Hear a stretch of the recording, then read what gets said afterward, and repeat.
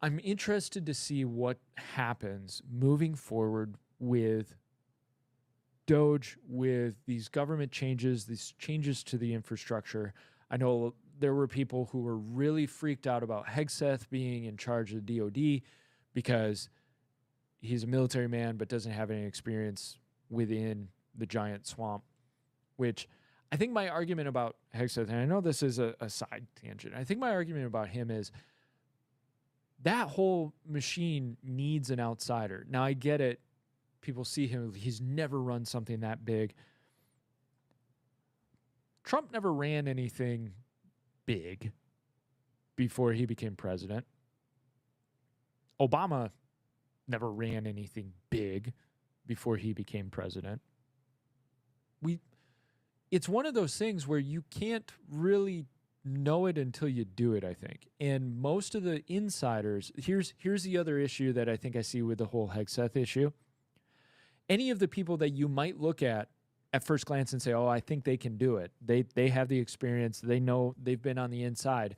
That's the problem. They've been on the inside. When you get to that level, it's more political than military. It's a very political machine. It's tribalism. And so most of those people are in the revolving door of the military industrial complex.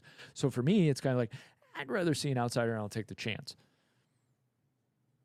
You may have a different opinion. That's fine. But I would argue that the Afghanistan withdrawal is a perfect example of that's what the establishment was already doing. That's what the swamp was doing.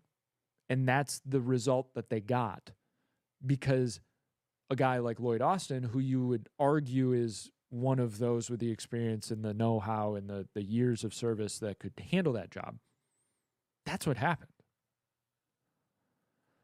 So if I'm watching the Afghanistan withdrawal, which is a complete disaster beyond belief because it was political in motivation and it was lack of thought on any of it,